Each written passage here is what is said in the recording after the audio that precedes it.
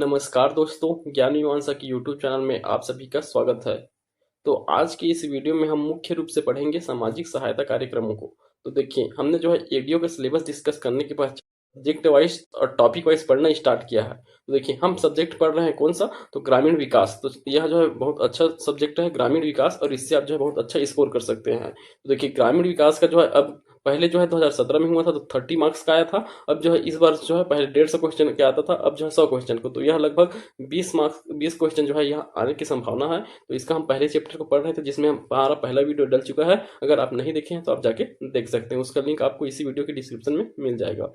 तो देखिए, अब जो है हम उसी के आगे पढ़ेंगे। इससे पहले हमने जो महत्वपूर्ण योजना है उस पर चर्चा किया था। और देखिए, यहाँ से हम जो है सामाजिक सहायता कार्यक्रम, अर्थात जो सामाजिक सहायता वाली जो योजना है, सामाजिक सुरक्षा संबंधित योजना, उन योजनाओं को जो है हम इस वीडियो में मुख्य रूप से कवर करने वाले हैं। तो इसमें देखिए, मुख्य जो योजना है सामाजिक सहायता कार्यक्रमों के अंतर्गत, ये जो 7 योजनाएं हैं वे जो है सामाजिक सहायता कार्यक्रम के अंतर्गत प्रमुख योजना है।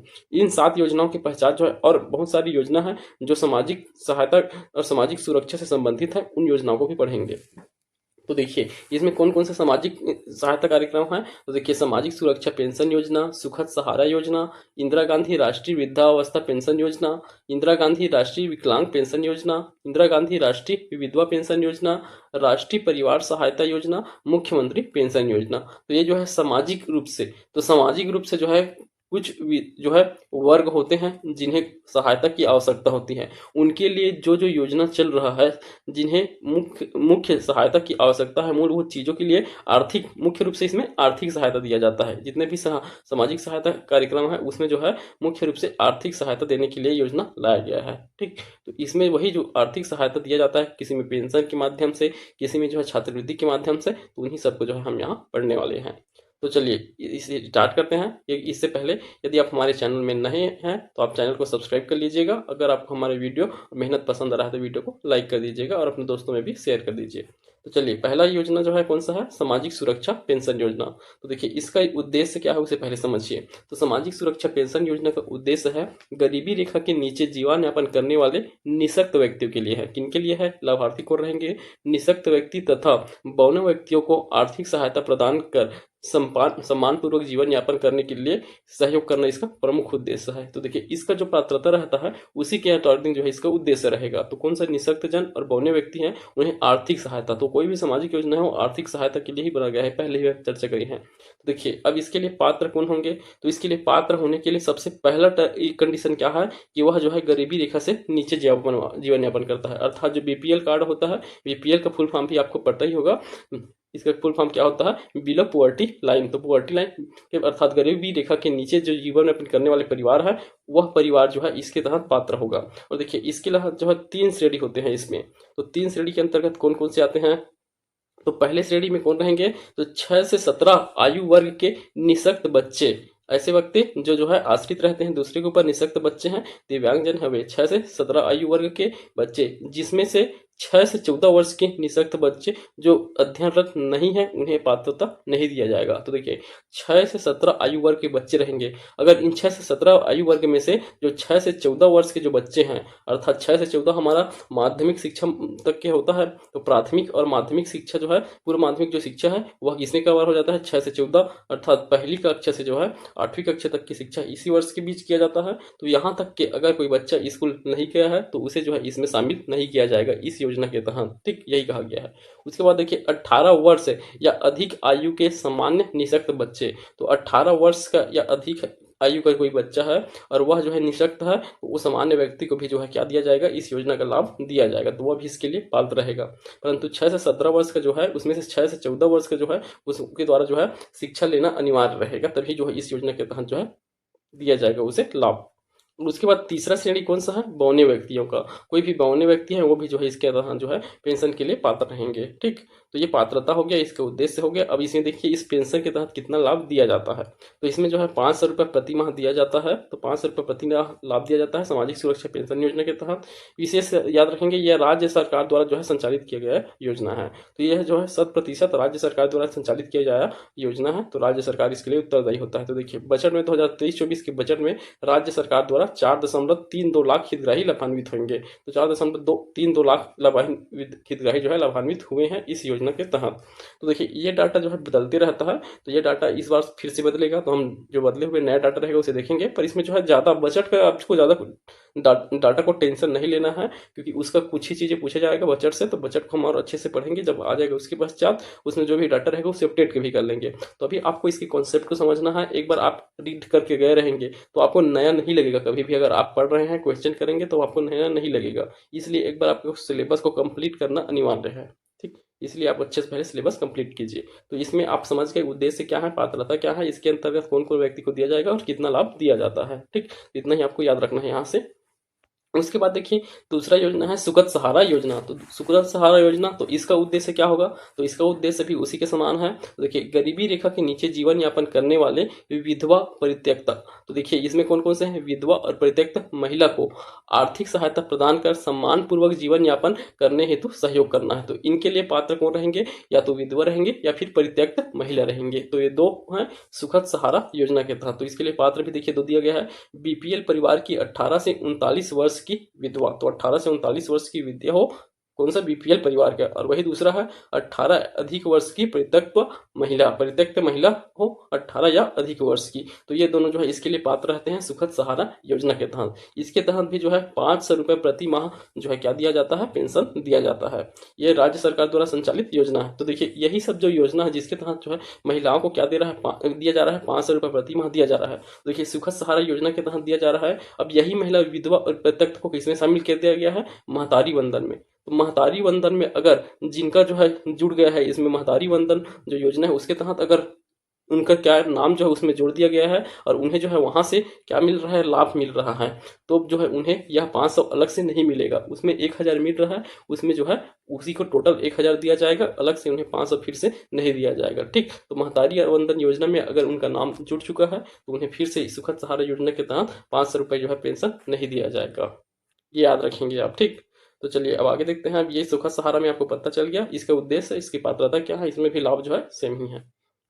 उसके बाद चलिए अगला है इंदिरा गांधी राष्ट्रीय वृद्धावस्था पेंशन योजना। इसका नाम भी परिवर्तन हो चुका है, इंदिरा गांधी राष्ट्रीय वृद्धावस्था पेंशन योजना। इसका नाम जो है वर्तमान में क्या है, राष्ट्रीय वृद्धावस्था पेंशन योजना है, राष्ट्रीय वृद्धावस्था पेंशन योजना। देखिए अब इसका जो है डेट इंपॉर्टेंट हो जाता है। इसका डेट यह कब प्रारंभ किया गया, छत्तीसगढ़ में कब प्रारंभ हुआ है, ये डेट हम इंपॉर्टेंट हो जाते हैं। तो ये बहुत फेमस योजना है, ये बहुत पहले से चल रहा है और आज भी जो है यह योजना जारी है। देखिए इंदिरा गांधी राष्ट्रीय वृद्धावस्था पेंशन योजना 15 अगस्त 1995 को यह जो भारत में स्टार्ट किया गया था। वही हमारे छत्तीसगढ़ में देखें तो 1 अक्टूबर 1995 को, 15 अगस्त 1995 को ऑल इंडिया में, और उसमें छत्तीसगढ़ में जो है यह जो है 1 अक्टूबर 1995 को प्रारंभ किया गया था। इसका उद्देश्य क्या है आप देखिए, तो इसका उद्देश्य गरीबी रेखा के जीवन यापन करने वाले वृद्ध जनों को, तो इसमें वृद्ध जनों को आर्थिक सहायता प्रदान करने कर सम्मान पूर्वक जीवन यापन करने हेतु सहयोग देना है। तो इसके लिए कौन पात्र होंगे, वृद्ध जन रहेंगे। तो वृद्ध जन इसके अंतर्गत आएंगे, और वो भी कौन से, जो इसमें 60 वर्ष तक 60 से 79 वर्ष से, और वही दूसरे रहते हैं 80 वर्ष या उससे अधिक। तो 60 से 79 वर्ष के लिए अलग रहेगा और 80 से अधिक वर्ष के लिए अलग जो है अमाउंट दिया जाता है। तो इसमें वृद्ध जन को दिया जाता है। इसका नाम ही है वृद्धावस्था पेंशन योजना, ठीक। इसका नाम हम अभी चर्चा किए हैं, कब बदला गया था, 2007 में, 19 नवंबर 2007 को इसका नाम जो है राष्ट्रीय वृद्धावस्था पेंशन योजना रख दिया गया है। अब इसके लिए पात्र कौन होंगे, यहाँ दिया गया है 1 अप्रैल 2011 से, तो 1 अप्रैल 2011 से बीपीएल के नीचे, तो बीपीएल परिवार के अंतर्गत जो आने वाले 60 वर्ष से अधिक आयु के सभी वृद्ध जो है इसमें क्या रहेंगे, पात्र होंगे इस योजना के तहत। देखिए इसमें लाभ कैसे दिया जाता है, एक 60 से 79 वर्ष के लिए दिया जाता है। इन्हें जो है कितना दिया जाता है, 500 रुपये दिया जाता है, जिसमें 200 रुपये केंद्र सरकार द्वारा और 300 रुपये राज्य सरकार द्वारा दिया जाता है। तो ये केंद्र और राज्य दोनों के अंशदान से दिया जाने वाला जो है योजना है, याद रखेंगे केंद्र और दोनों का अंशदान रहता है इस वृद्धावस्था पेंशन योजना में। तो 500 किन्हें मिलेगा, 60 से 79 वर्ष आयु वर्ग के, और वही 80 वर्ष से अधिक जो है उन्हें 650 रुपये दिया जाता है। इसमें जो है 500 केंद्र सरकार का और 150 राज्य सरकार का हिस्सेदारी रहता है, ठीक। तो ये हो गया वृद्धावस्था पेंशन योजना। अब चलिए अगला योजना देखिए, इंदिरा गांधी राष्ट्रीय विकलांग पेंशन योजना। तो ये भी इंदिरा गांधी के नाम पे है, और ये किन के लिए है, वो वृद्धावस्था के लिए था, और ये जो है विकलांग के लिए है। तो विकलांग पेंशन योजना है, इसका शुरुआत कब किया गया था, इसका शुरुआत जो है फरवरी 2009 में किया गया था, इंदिरा गांधी राष्ट्रीय विकलांग पेंशन योजना का। इसका उद्देश्य है गरीबी रेखा से जीवन यापन करने वाले परिवार के जो गंभीर एवं बहुनिःशक्त व्यक्ति है, गंभीर व्यक्ति या बहुनिःशक्त व्यक्ति को आर्थिक सहायता प्रदान कर उसे सम्मानपूर्वक जीवन यापन करने में हेतु सहयोग करना है। इसके लिए पात्र कौन होंगे? सबसे पहले तो बीपीएल परिवार का होना चाहिए और बीपीएल परिवार के 18 से 79 वर्ष आयु वर्ग का। देखिए 18 से 79 वर्ग का कोई भी व्यक्ति हो सकता है, इसके लिए कोई महिला या पुरुष होने की आवश्यकता नहीं है। यह क्या होना चाहिए? विकलांग। तो विकलांग अर्थात कोई भी विकलांग श्रेणी में आना होगा इन्हें।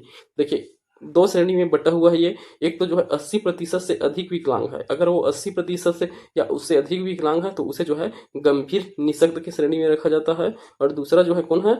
जो 40%, तो 40% अगर विकलांग है कोई व्यक्ति तो उसे जो है बहुविकलांग श्रेणी में रखा जाता है। तो दो श्रेणी में है, तो ये सभी जो है पात्र रहेंगे इसके लिए। इसके तहत भी 500 रुपये प्रति माह का जो है क्या दिया जाता है? पेंशन दिया जाता है, 500 रुपये प्रति माह का।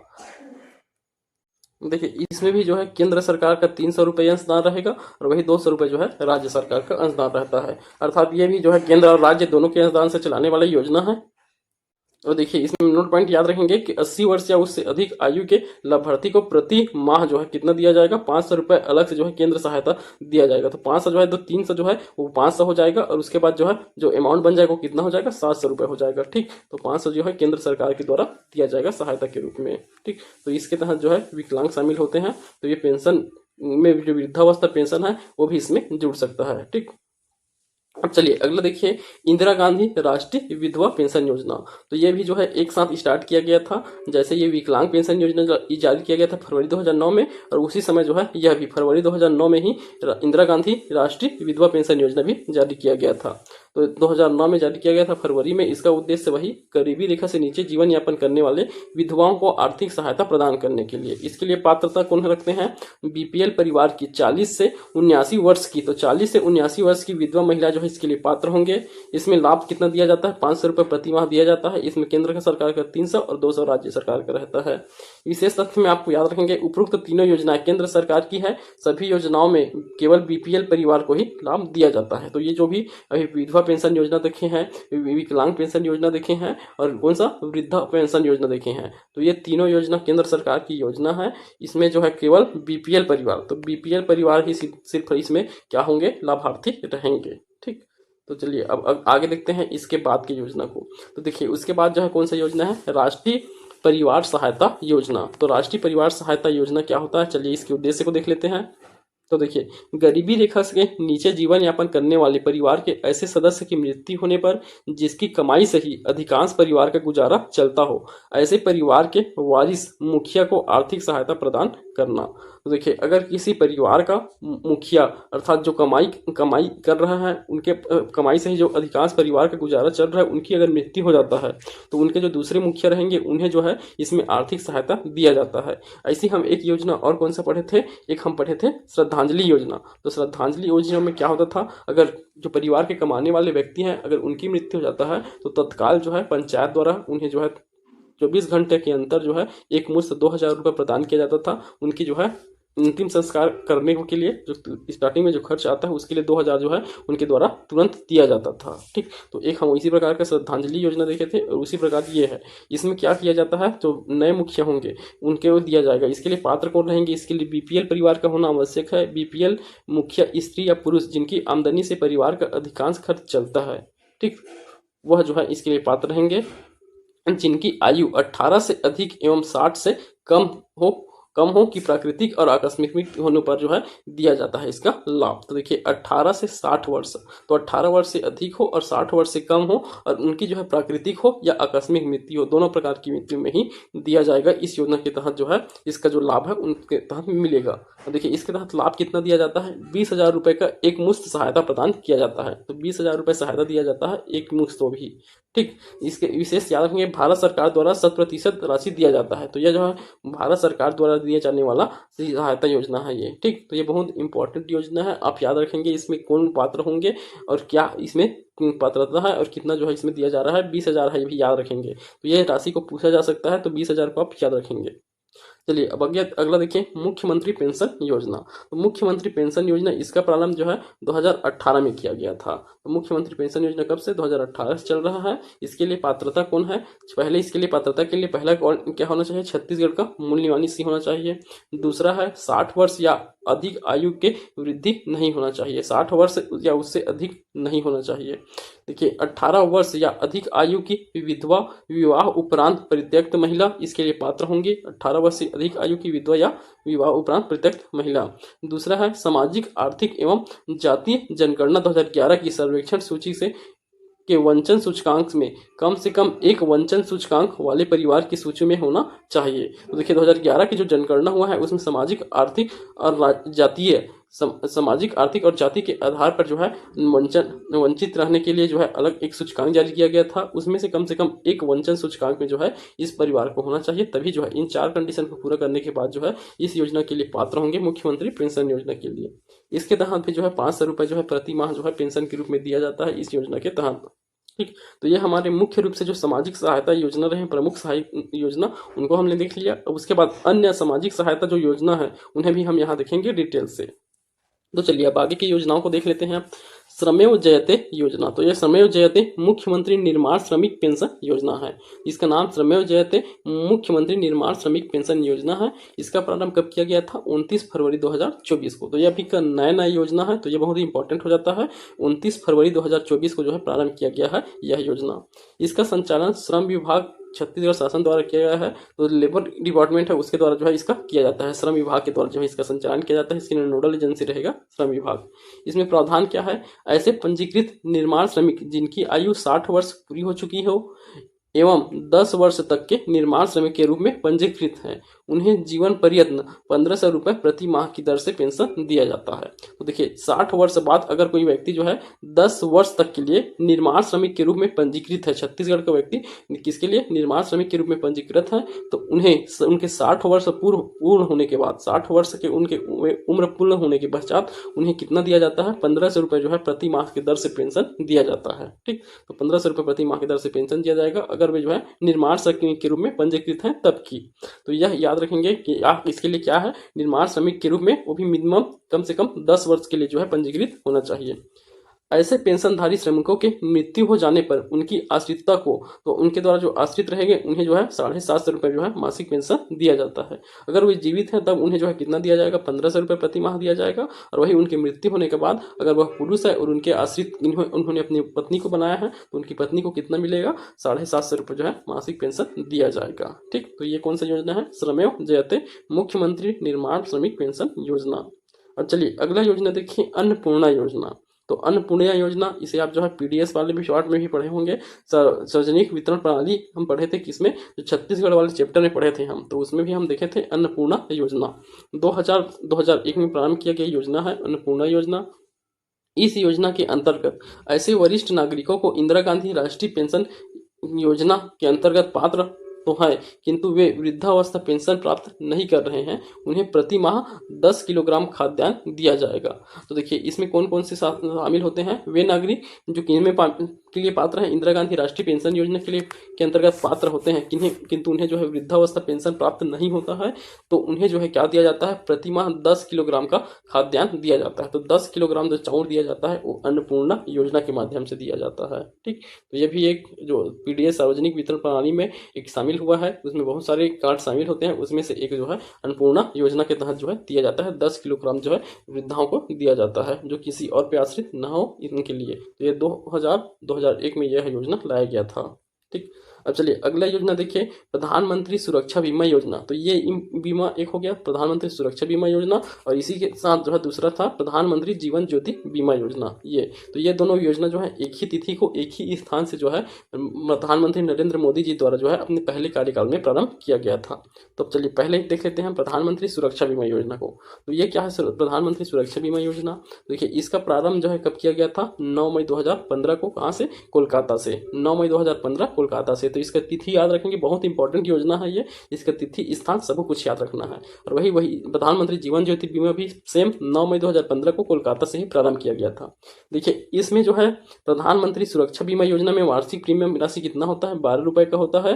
पहले जो प्रारंभ किया गया था 2015 में, तब यह जो कितना था? 12 रुपये था। अभी वर्तमान में जो है जून 2022 में इसका बढ़ाया गया था, और इसका जो है वर्तमान में जो है 20 रुपये जो है इसका प्रीमियम राशि है। यह है वार्षिक है, तो वर्ष में सिर्फ कितना? 20 रुपये आपको पेंशन प्रीमियम के रूप में जमा करना पड़ता है। एक वर्ष के लिए 20 रुपये, पहले यही 12 रुपये था। इसके लिए पात्र कौन होंगे? 18 से 70 वर्ष के आयु वर्ग के सभी व्यक्ति इसके लिए पात्र होंगे। कोई भी हो 18 से 70 वर्ष के सभी इसके लिए पात्र होंगे। इसके लिए लाभ कितना दिया जाता है? मृत्यु या पूर्ण, तो मृत्यु या पूर्ण विकलांगता के लिए 2 लाख रुपए दिया जाता है और आंशिक विकलांगता के लिए 1 लाख रुपए दिया जाता है। कौन सा? प्रधानमंत्री सुरक्षा बीमा योजना। अब चलिए इसी के बाद जो दूसरा योजना देखते हैं हम, कौन सा? प्रधानमंत्री जीवन ज्योति योजना। प्रधानमंत्री जीवन ज्योति बीमा योजना यह भी 9 मई 2015 को कोलकाता से प्रारंभ किया गया था। इसके लिए पात्र हैं 18 से 50 वर्ष आयु वर्ग के। और देखिए न्यूनतम वार्षिक किस्त कितना होना है इसमें? 330 रुपए। 330 रुपए का जो है इसमें न्यूनतम वार्षिक किस्त रहता था स्टार्टिंग में। अभी यह कितना हो गया है? 436 रुपए हो गया है। कितना? 436 रुपए हो गया है। कब से? जून 2022 से। इसके तहत मृत्यु होने पर 2 लाख रुपए जो है दिया जाता है। ये LIC के माध्यम से दिया जाता है और वो जो है बैंक के माध्यम से। देखिए इसमें आपको दोनों में ही जो सेम लग रहा है, इसमें भी अमाउंट कितना? 2 लाख मिल रहा था और उसमें भी है मृत्यु या पूर्ण विकलांगता के लिए 2 लाख मिल रहा था। तो इन दोनों योजनाओं की इन जो है इसमें अंतर क्या है उसे समझिए। तो इस बुक में अच्छे से दिया नहीं गया है पर फिर भी मैं आपको समझाने के प्रयास कर रहा हूँ, आप एक बार समझिएगा। देखिए प्रधानमंत्री सुरक्षा बीमा योजना, तो प्रधानमंत्री सुरक्षा बीमा योजना यह किसके लिए लाया गया है ये याद रखेंगे। यह जो है किस चीज के लिए? सुरक्षा बीमा योजना यह दुर्घटना के लिए दिया जाता है। अगर दुर्घटना से मृत्यु हो रहा है अर्थात किससे? एक्सीडेंट से, तो एक्सीडेंट के माध्यम से अगर मृत्यु हो रहा है, तो एक्सीडेंट से मृत्यु हो रहा है तब के लिए जो है इसके तहत जो है जो भी लाभ राशि है वह दिया जाएगा। सिर्फ एक्सीडेंट अर्थात दुर्घटना में मृत्यु या विकलांग होने पर यह जो है योजना कार्य करता है, नहीं तो इसके तहत जो है कुछ नहीं मिलता। ठीक, ये याद रखेंगे प्रधानमंत्री सुरक्षा बीमा योजना के तहत। इसके लिए क्या है? दुर्घटना के लिए केस में मिलेगा। तो देखिए मुख्य रूप से सभी व्यक्तियों को यह जो है बीमा तो करा के रखना ही चाहिए। मेरे हिसाब से लगता है कि प्रधानमंत्री सुरक्षा बीमा योजना हर व्यक्ति को करा के रखना चाहिए। आप जो है अगर SBI बैंक में आपका अकाउंट है या किसी अन्य बैंक में भी अगर आपका अकाउंट है तो आप वहां जाके जो है करा सकते हैं इसका बीमा को अपने अकाउंट में। साल में मात्र जो है आपके अकाउंट से 20 रुपए कटेगा, मात्र 20 रुपए कटेगा भी वर्तमान में। उसके तहत जो है अगर दुर्घटना में अगर आपको क्या हो जाता है, अगर विकलांगता होता है, आंशिक विकलांगता या मृत्यु होता है, उसके आधार पे आपको इतना लाभ जो है प्रदान किया जाता है। तो यह योजना तो आपको सबको करा के रखना ही चाहिए। ठीक, और वही देखिए दूसरा योजना क्या है? ये किसके लिए हो गया? दुर्घटना में अगर किसी का ये सभी कंडीशन होते हैं तब। और दूसरा योजना है जीवन ज्योति बीमा योजना। तो यह जो है किसी भी परिस्थिति में, इसमें जो है किसी भी परिस्थिति में अगर मृत्यु होता है, इसके लिए सिर्फ मृत्यु के लिए है, तो किसी भी परिस्थिति में अगर मृत्यु होता है तो उसके लिए कितना? 2 लाख रुपए का जो है क्या दिया जाता है? इसमें जो है अमाउंट दिया जाता है ये जीवन ज्योति बीमा योजना के तहत। ठीक, तो यह LIC की तरह होता है। LIC जो जीवन में जिंदगी के साथ भी जिंदगी के बाद भी वाला वही है। तो जिंदगी के बाद तो मृत्यु के पश्चात किसी भी कंडीशन में, प्राकृतिक हो, दुर्घटना हो या आकस्मिक हो, किसी भी कंडीशन में मृत्यु हो तब जो है इस योजना के तहत आपको दिया जाएगा। इसके लिए जो है वार्षिक किस्त कितना है? 330 रुपए था, अब जो कितना हो गया है? 436 रुपए हो गया है। याद रखेंगे 436 है वर्तमान में। ठीक, इसे आप जो है वार्षिक रूप से अलग बंद कराना चाहते हैं आप किसी भी वर्ष, तो इसे बंद कराया जा सकता है। कौन सा? प्रधानमंत्री जीवन बीमा योजना को कभी भी अगर बंद कराना चाहते हैं तो वार्षिक प्रीमियम देना पड़ता है आपको, तो यह जो है आप बंद करा सकते हैं किसी भी वर्ष। ठीक, चलिए इन दोनों में तो आपको अंतर समझ आ गया होगा और दोनों में जो क्या क्या है इसके प्रावधान भी आपको समझ आ गया होगा। अब अगले देखते हैं हम, यहाँ प्रधानमंत्री आदर्श ग्राम योजना है उसे। तो आदर्श ग्राम योजना इसकी शुरुआत कब किया गया था? 2009-10 में जो है आदर्श ग्राम योजना प्रारंभ किया गया था। अगर आप ग्रामीण क्षेत्र से जुड़े हुए हैं तो आपको इस योजना के संबंध में पूर्ण ज्ञान होगा ही, तो कुछ ज्ञान आपको होगा ही, बाकी आप जहाँ यहाँ पढ़ते हैं हम वहाँ आपको समझ आ जाएगा अगर आपको कुछ अधूरा ज्ञान है तो। देखिए प्रधानमंत्री आदर्श ग्राम योजना के संबंध में आप जान रहे हैं 2009-10 में यह प्रारंभ किया गया था। इसका उद्देश्य क्या है? 50% से ज्यादा अनुसूचित जाति अर्थात SC आबादी वाले गांवों के मूलभूत आवश्यकताओं जैसे आवास, पेयजल, विद्युत विस्तार, स्वास्थ्य एवं सामाजिक एवं आर्थिक इत्यादि का विकास करना। इसमें केंद्र सरकार का और राज्य सरकार का 50% अंशदान होता है इस योजना के तहत। तो यह जो है कोई भी कौन सा गांव अनुसूचित जाति जहां 50% से अधिक जो है क्या SC निवास करती है, उन गांवों का जो है मूलभूत आवश्यकताओं जैसे आवास, पेयजल, विद्युत विस्तार और स्वास्थ्य सुविधा और आर्थिक सहायता, ये सभी का विकास करने के लिए जो है केंद्र और राज्य दोनों के अंशदान से जो है इस योजना को लाया जाता है। ये छत्तीसगढ़ में देखिए, छत्तीसगढ़ में प्रथम चरण में इस योजना के तहत कुल 175 ग्रामों को चयन किया गया था। प्रथम चरण में छत्तीसगढ़ के कुल 175 गांवों को, जिसमें बेमेतरा के 30 ग्राम, बलौदाबाजार के 40 गांव, जांजगीर चांपा 30 ग्राम और बिलासपुर के 35 गांव शामिल थे। तो टोटल पहले चरण में था 175 ग्राम और वही जो है दूसरा चरण प्रारंभ किया गया था 2018 से 19 में। 2018 से 19 वाले जो दूसरा चरण था उसमें जो है छत्तीसगढ़ के टोटल 909 गाँव शामिल किए गए। टोटल कितने? 909 गाँव जो है इसमें शामिल थे। तो ये आदर्श ग्राम योजना के तहत जो है 50% से अधिक SC जनसंख्या वाले गाँवों का जो है विकास किया जाता है, वो भी मूलभूत आवश्यकताओं वाली चीज़ों जैसे आवास, पेयजल, विद्युत विस्तार, इन सब चीज़ों को जो है वहाँ विकसित किया जाता है। ठीक, तो आप सभी इससे अवगत ही होंगे। चलिए अब इसके आगे देखेंगे हम, इसके आगे कौन सा है, सरस्वती साइकिल सहायता योजना। तो सरस्वती साइकिल सहायता योजना तो ये जो है स्कूल छात्राओं के लिए है, तो छात्राओं के लिए जो है यह योजना चलता है। तो इससे संबंधित भी अगर आप स्कूल से जुड़े हुए हैं तो गवर्नमेंट स्कूल से, मुख्य रूप से आप अगर गवर्नमेंट स्कूल से पढ़े हुए हैं तो इसके संबंध में आप जान ही रहे होंगे। तो देखिए सरस्वती साइकिल सहायता योजना, इसका प्रारंभ कब किया गया था, 2004 में। तो 2004 में, और वित्तीय वर्ष अगर पूछा जाए तो 2004-05 वित्तीय वर्ष में जो है इस योजना का प्रारंभ किया गया था, सरस्वती साइकिल सहायता योजना का। तो यह किस विभाग द्वारा संचालित किया जाता है, तो याद रखेंगे स्कूल शिक्षा विभाग द्वारा संचालित किया जाने वाला योजना है। ठीक, इसका कार्य क्षेत्र है संपूर्ण छत्तीसगढ़ में कार्य करता है। छत्तीसगढ़ का राज्य पोषित, पूरी तरह से यह राज्य पोषित योजना है। इसका उद्देश्य क्या है, देखिए तो इसका जो है आप समझिए, इसका मुख्य उद्देश्य क्या है, 2004 में किया गया था। देखिए पहले जो है बालिकाओं को शिक्षा, बालिका शिक्षा को प्रोत्साहित करने के लिए, इसका प्रमुख उद्देश्य वही है, बालिका शिक्षा को प्रोत्साहित करने के लिए। और बालिका जो है उनके स्कूल में जो है उनका नाम दर्ज होना और उनकी उपस्थिति कम होना, इन सबको जो है दूर करने के लिए जो है इस योजना को लाया गया है। तो क्या होता है कि जो कौन सा स्कूल है, अगर आप देखेंगे तो हायर स्कूल, देखिए हाई स्कूल जो है गांव से जो है किसी भी गांव से जो है थोड़ा दूर में रहता है। तो अगर 3-4 किलोमीटर दूर में है तो बालिकाओं को जो है अकेले कैसे जाएंगे करके उनके जो है जाने की व्यवस्था नहीं रहता है। उन्हें इसीलिए साइकिल दिया जाता है। इस योजना के तहत उन्हें जो है निःशुल्क साइकिल दिया जाता है कि साइकिल के माध्यम से जो है वे स्वयं कहाँ स्कूल जो है पहुँच सके। और इसके लिए जो है स्कूल में बालिका शिक्षा को प्रोत्साहित मिलेगा। स्कूल अगर छोड़ी हुई बालिका है वे जो है अगर साइकिल मिल रहा है मुफ्त में तो वे जो है स्कूल जा पाएंगे। तो इस उद्देश्य से यह योजना लाया गया था। तो देखिए इसमें सब कुछ दिया गया है। तो पहले ऊपर को पढ़ लिए हैं, उसके उद्देश्य को पढ़ते हैं। चलिए तो यह जो है क्या है, पहला शासकीय विद्यालय एवं अनुदान प्राप्त अशासकीय विद्यालयों के अध्ययनरत कक्षा 9वीं की। तो देखिए यह शासकीय विद्यालय और अनुदान प्राप्त करने वाले अशासकीय विद्यालय, ये दोनों जो है इसके लिए पात्र होंगे। और कौन से, कक्षा 9वीं के अनुसूचित जाति, जनजाति एवं गरीबी रेखा से नीचे बीपीएल की समस्त छात्र छात्राओं को इससे आवागमन की सुविधा प्रदान करने के लिए यह योजना लाया गया है। तो इसके लिए पात्र कौन होते हैं, हम देखिए पात्र होने वाले जो हितग्राही है वे कौन होंगे, 9वीं कक्षा की अनुसूचित जाति और अनुसूचित जनजाति, एससी और एसटी जो है बालिका होंगे, एसटी एससी बालिका। और वही देखिए ये जो है अब गरीबी रेखा से नीचे बीपीएल परिवार के सभी छात्रों को दिया जाता है, अर्थात छात्राएं को दिया जाएंगे, सभी लड़की जो बीपीएल परिवार के अंतर्गत आते हैं। गरीबी रेखा के जो है नीचे आने वाले परिवार हैं उसके अंदर आने वाले सभी, चाहे वो ओबीसी की हैं या फिर अनरिजर्व जनरल की है, तो भी जो है उन्हें इस योजना के तहत जो है साइकिल प्रदान किया जाता है। तो ये पहला उद्देश्य हो गया। दूसरा है बालिका शिक्षा को प्रोत्साहित करना। तीसरा है स्कूल छोड़ने की दर को कम करना। तो स्कूल छोड़ने की दर में भी इससे कमी आएगी।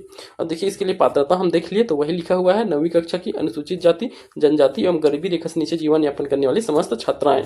लाभ, निःशुल्क साइकिल दिया जाता है, इसी के तहत निःशुल्क साइकिल दिया जाता है। चयन की प्रक्रिया क्या होगा, तो इसका चयन जो है हितग्राहियों का चयन स्कूल के जो प्राचार्य हैं उनके द्वारा जाति प्रमाण पत्र के आधार पर एवं गरीबी रेखा के नीचे बालिकाओं को चयन संबंधित बीपीएल कार्ड के आधार पर किया जाता है। तो बीपीएल कार्ड और जो है जाति प्रमाण पत्र, इसके आधार पर जो है प्राचार्य द्वारा इसके लिए हितग्राही चयन किए जाते हैं।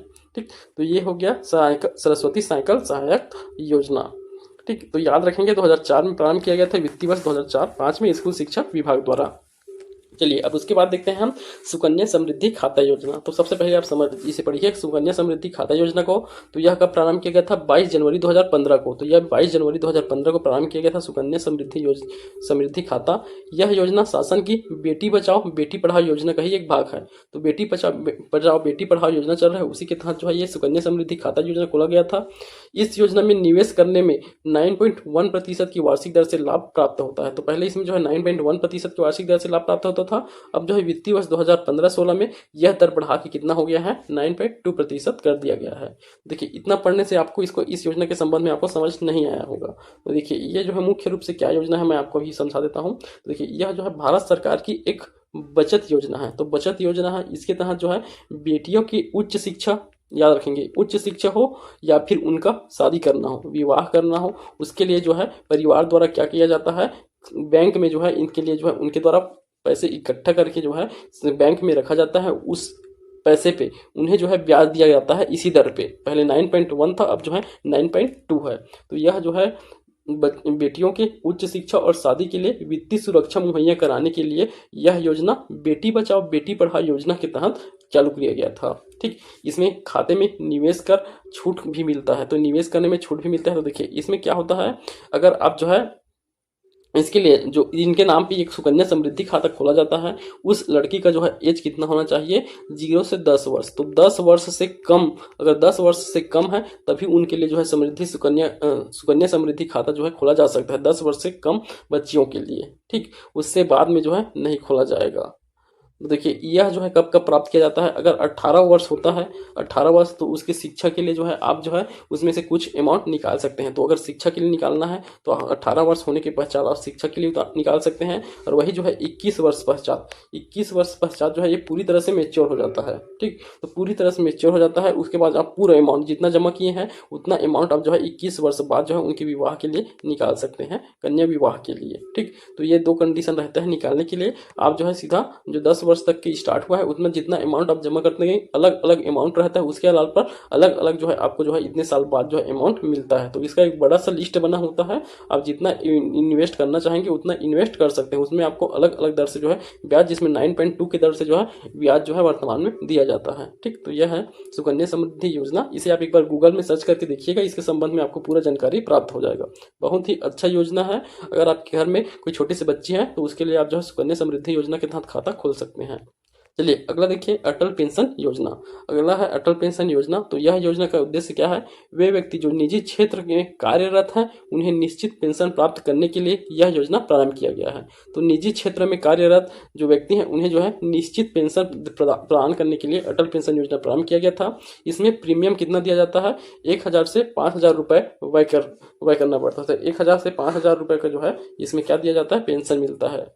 देखिए इस बुक में ज़्यादा डिटेल नहीं दिया गया है, पर हम फिर आपको इसको समझाने की कोशिश करेंगे इस अटल पेंशन योजना को। देखिए इसमें लाभार्थी दिया गया है, पात्रता भी दिया गया है, आप एक बार देख लीजिए इसे भी, उसके बाद हम समझेंगे। तो इसमें लाभार्थी कौन होंगे, अंशदायी व्यक्ति की मृत्यु होने के पर उसकी पत्नी या नामित व्यक्ति को पेंशन या संचित राशि का दावा कर सकती हैं। दूसरी पात्रता है इसके लिए, यह योजना केवल निम्न आय वर्ग समूहों के लिए रहेगा। तो निम्न आय वर्ग समूह हैं जिनके द्वारा जो है आयकर नहीं दिया जाता है। तो आयकर न देने वाले अर्थात कम आयकर वाले जो क्या है आय वर्ग के समूह है उनके लिए यह योजना लाया गया है। यह योजना समाज के लोगों जैसे सुरक्षा गार्ड हो गया, वाहन चालक हो गया, उनके लिए लाया गया है। घरेलू कार्य में सहायता करने वाले लोगों के लिए यह योजना लाया गया है। चलिए अब हम जो है इसके संबंध में और थोड़ा डिटेल देख लेते हैं। तो देखिए कौन सा योजना है, अटल पेंशन योजना। तो सबसे पहले आप समझिए इसके लिए जो लाभार्थी होते हैं उनकी जो है आयु सीमा क्या होना चाहिए। तो इसके लिए लाभार्थी का आयु सीमा जो है 18 से 40 वर्ष। 18 से 40 वर्ष का कोई व्यक्ति है जो क्या निजी क्षेत्र में कार्य कर रहा है, निजी क्षेत्र में कार्य कर रहा है, तब जो है इस योजना के तहत उन्हें दिखाया जाएगा। निजी क्षेत्र या भी कह सकते हैं असंगठित क्षेत्र में जो है कार्य करने में लगे हुए हैं, उन्हें जो है वृद्धावस्था में जो है उन्हें सुरक्षा के लिए यह पेंशन दिया जाता है। तो इसके तहत जो है 1000 से 5000 रुपए तक की उन्हें पेंशन, तो यहाँ व्यय की राशि नहीं है, ये 1000 से 500 रुपए तक की पेंशन है। तो इन निजी क्षेत्र में जहाँ कार्य कर रहे हैं वहां से उनका कुछ प्रतिशत जो है काटा जाएगा, कुछ प्रतिशत इसमें जमा होगा और कुछ प्रतिशत जो है सरकार द्वारा दिया जाएगा। ठीक, तो उसी को मिला करके जो है 1000 से 500 रुपए तक की जो है उनके लिए प्रति माह जो है पेंशन उपलब्ध कराया जाता है निजी क्षेत्र में कार्य करने वाले के लिए। देखिए 18 से 40 वर्ष है और यह कब से प्रारंभ किया जाएगा, जब वो व्यक्ति जो कार्य कर रहा है उसका उम्र जो है कितना 60 वर्ष से अधिक हो जाए। तो 60 वर्ष तक की जो है रिटायरमेंट का एज रहता है। तो 60 वर्ष बाद जो है यह योजना जो है मेच्योर होता है। ठीक, इसके तहत 60 वर्ष के बाद उन्हें जो है प्रति माह 1000 से 5000 रुपए तक की जो है पेंशन दिया जाता है। ठीक, और ये 60 वर्ष क्यों कहा जा रहा है, क्योंकि देखिए 18 से 40 वर्ष के ही व्यक्ति इसमें पार्टिसिपेट करेंगे। अर्थात देखिए अगर वो 40 वर्ष का है, 40 वर्ष तब जो है अगर वो स्टार्ट कर रहे हैं तो 40 वर्ष में अगर व्यक्ति को जॉब मिल रहा है तो 40 वर्ष से लेकर 60 वर्ष तक के वो काम कर रहे हैं, तो कितना आ गया बीच में 20 वर्ष तक। तो इसके लिए एक और कंडीशन है कि उन्हें जो है कम से कम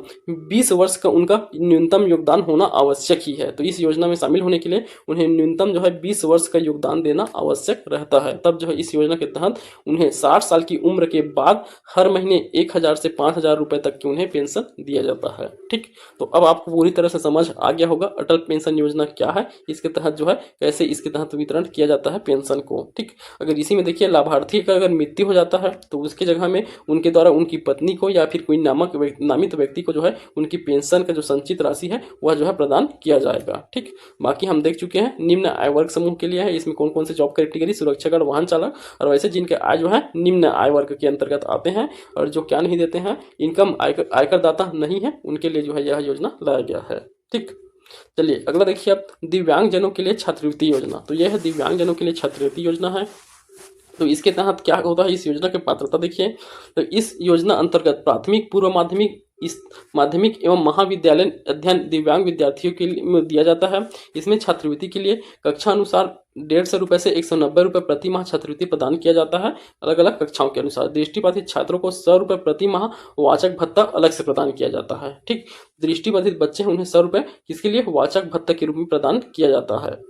तो ये दिव्यांगजनों के लिए छात्रवृत्ति योजना है, ये उतना इम्पोर्टेंट नहीं है।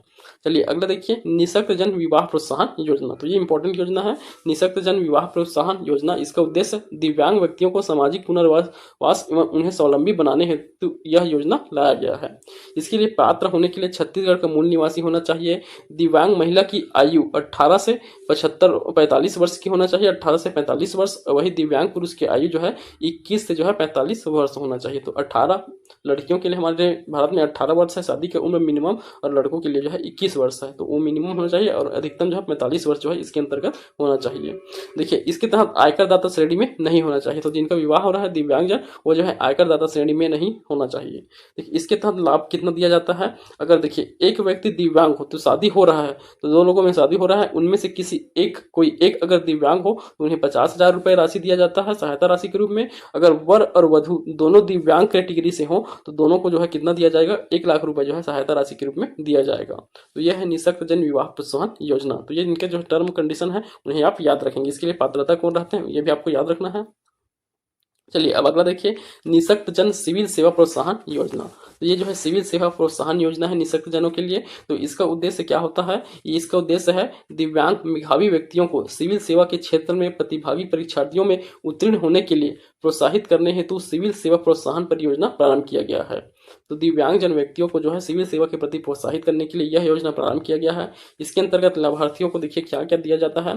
तो प्रारंभिक परीक्षा में उत्तीर्ण होने पर, प्रारंभिक परीक्षा में अगर वो उत्तीर्ण होते हैं सिविल सेवा, चाहे वह संघ सिविल सेवा का हो, यूपीएससी का, या फिर राज्य सीजीपीएससी का एग्जाम हो, उसमें अगर प्री क्वालिफाई कर रहे हैं, उत्तीर्ण कर रहे हैं, तो उन्हें क्या दिया जाता है, प्रारंभिक परीक्षा में 20,000 रुपये एकमुश्त दिया जाता है। वही मुख्य परीक्षा उत्तीर्ण कर रहे हैं तो उन्हें 30,000 रुपये एकमुश्त दिया जाएगा। और वही संघ या छत्तीसगढ़ लोक सेवा आयोग के जो है चयन होने पर उन्हें 50,000 रुपये एकमुश्त दिया जाता है। तो इन अमाउंट को याद रखेंगे, ये सिर्फ दिव्यांग जनों के लिए है, निःशक्त के लिए है, दिव्यांग जन के लिए है।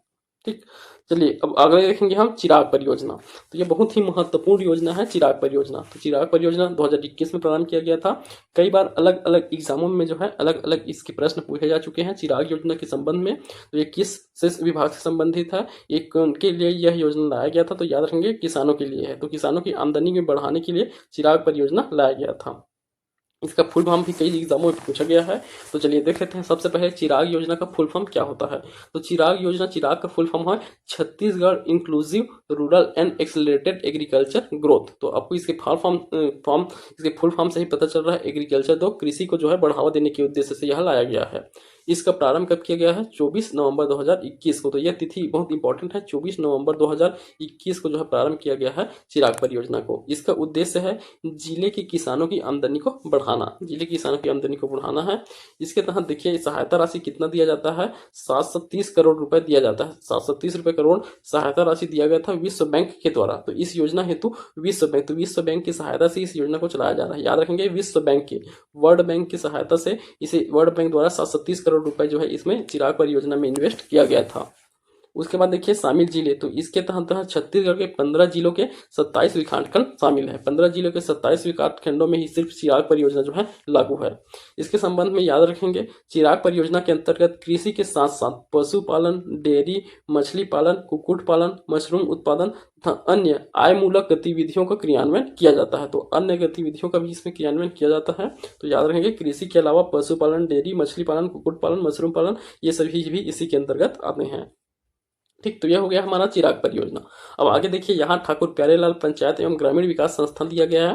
तो ये हमारे आज के वीडियो का ये अंतिम है, आप इसे एक बार देख लीजिए। तो इससे पहले भी हम जो है पिछले वीडियो में पढ़े थे, वहां भी हमने जो है इसी संस्था को देखा था, ठाकुर प्यारेलाल पंचायत एवं ग्रामीण विकास संस्था। तो ये कहाँ स्थित है, इसका मुख्यालय निमोरा रायपुर में इसका स्थान है। अब जो है नया रायपुर में इसको शिफ्ट कर दिया गया है इस संस्था को।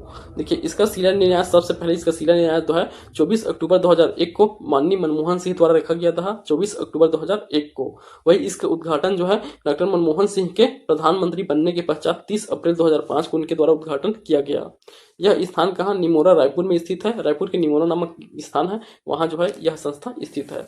अब देखिए इसके तहत जो है कौन सा मिशन चला गया है, इनका मिशन क्या है, तो मिशन और विजन रहता है, तो इनका विजन क्या है, समावेशी एवं संवहनी विकास के लिए नए उपयोगी ज्ञान का सृजन एवं प्रसार करते हुए संस्था को एक विश्व स्तरीय उत्कृष्ट ज्ञान के केंद्र के रूप में स्थापित करना। तो संस्था को जो है कितने विश्व स्तरीय उत्कृष्ट ज्ञान के केंद्र के रूप में स्थापित करने के लिए यह योजना इसका प्रमुख मिशन है। अब देखिए इसके उद्देश्य को देखिए, इनके उद्देश्य को अगर आप जो है इस संस्था के ऑफिशियल वेबसाइट में जाके देखेंगे तो इनका उद्देश्य जो है मुख्य रूप से जो है 12 उद्देश्य दिए गए हैं। तो इनमें सिर्फ 6 उद्देश्य को दिए गए हैं, परंतु इसमें आप देख सकते हैं, एक बार वेबसाइट में जाके इसके संबंध में आप पूरा डाटा को एक बार फिर से पढ़िएगा, क्योंकि जो वेबसाइट की जो डाटा है एज इट जैसे लिखे जाते हैं वैसे ही जो है लाइन को जो है आपको एग्जाम में पूछे जाते हैं। तो आप ऑफिशियल वेबसाइट में एक बार विजिट करके आप खुद स्वयं आप देख के जाके पढ़िएगा। ठीक, तो चलिए सबसे पहले इसका क्या उद्देश्य है। पहला, स्थानीय शासन, ग्रामीण विकास, नगरीय विकास के क्षेत्र में प्रशिक्षण, शिक्षण, शोध एवं सलाह देने के लिए शीर्ष संस्था के रूप में कार्य करना है। दूसरा है स्थानीय शासन में सुधार लाने तथा ग्रामीण विकास कार्यक्रमों के लिए आदर्श योजना निर्माण करने एवं क्रियान्वयन में सहायता प्रदान करना। तीसरा है निर्वाचित जनप्रतिनिधियों, शासकीय सेवकों तथा लोक सेवी संस्थाओं की स्थानीय शासन तथा ग्रामीण विकास के जुड़े प्रतिनिधियों की क्षमता को विकास करना इनका उद्देश्य है। चौथा देखिए विद्यालय केंद्रों की स्थापना करना, जिसमें पहला अध्ययन एवं उन्मुखीकरण, दूसरा है प्रशिक्षण एवं सलाह, तीसरा है शोध एवं मूल्यांकन, चौथा विस्तार एवं अन्य ऐसे कार्य किए जा सके जो संस्था के उद्देश्यों की प्राप्ति के लिए आवश्यक हों। पांचवा देखिए छत्तीसगढ़ शासन की सलाह से भारत अथवा विदेश में स्थित सामान्य उद्देश्यों में रुचि रखने वाले अन्य संस्थाओं, संघों तथा समितियों के सहयोग प्राप्त करना भी इसका उद्देश्य है। अगला देखिए विभिन्न संस्थाओं के बीच अंतर संबंध विकसित करने के लिए प्रोत्साहित करना, जिसमें ग्रामीण विकास एवं स्थानीय सुशासन के संबंध में जानकारियों का आदान प्रदान एवं ज्ञान का प्रबंधन हो सके। तो ये 6 प्रमुख उद्देश्य है। इसके अलावा भी बहुत सारे 6 और उद्देश्य हैं, जिसमें देखिए इसी के तहत जो है इस संस्था के तहत विश्वविद्यालय के सहयोग से संस्था में सर्टिफिकेट, डिप्लोमा डिग्री एवं अन्य विधि उपार्जन विशिष्ट स्थापित किए जाते हैं। तो इसमें जो है सर्टिफिकेट प्रोग्राम और डिप्लोमा और डिग्री के प्रोग्राम भी रखे जाते हैं इस संस्था के अंतर्गत।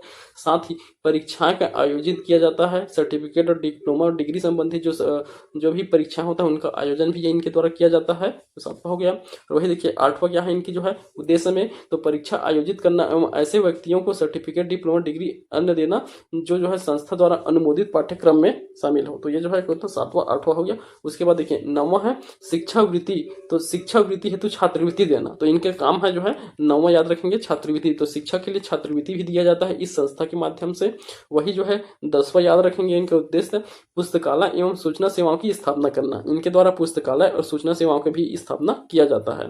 उसके पश्चात जो है इनका 11वां उद्देश्य क्या है, इन सभी जो दिए गए उद्देश्य है उनको बढ़ावा देने के लिए इनके द्वारा जो है पुस्तक पत्रिका, ये सभी शोध पत्र पत्रिका हो गया, शोध पत्र, इन सब का भी प्रकाशन करना जो है इनका ही उद्देश्य है। प्रकाशन करना भी इनका उद्देश्य कार्य समझ सकते हैं। और देखिए इन सभी गतिविधियों को संचालित करने से संबंधित जो भी प्रावधान है उसमें ग्रामीण एवं शहरी क्षेत्रों के विकास को प्रोत्साहन करने के लिए और कुछ नया प्रोग्राम कर सके, यह भी इन्हीं लोगों का कार्य होगा। तो यह जो है ग्रामीण क्षेत्र में जो है उनके शासन को अच्छे से बनाए रखने के लिए, उसको विकास करने के लिए जो है एक छत्तीसगढ़ में उत्कृष्ट संस्था के रूप में कार्य करता है। यह जो है हमारे छत्तीसगढ़ के सहकारिता पुरुष ठाकुर प्यारेलाल सिंह के नाम पे रखा गया। इस संस्था का नाम ठाकुर प्यारेलाल पंचायत एवं ग्रामीण विकास संस्था कहाँ है, निमोरा रायपुर में है, जो अभी नवा रायपुर में भी शिफ्ट कर दिया गया है। ठीक, तो इतना आज हम इतना तक पढ़ते हैं। उसके बाद जो है कल से हम इस ग्रामीण विकास का दूसरा चैप्टर पढ़ेंगे। ठीक, तो आज हम इतना ही कंप्लीट करते हैं। तो अगर आपको हमारी वीडियो पसंद आए तो वीडियो को लाइक कीजिए, आप कमेंट करके बताइए आपको वीडियो कैसे लगा है, और अपने दोस्तों में शेयर कीजिए, हमारे चैनल को सब्सक्राइब कीजिए। धन्यवाद।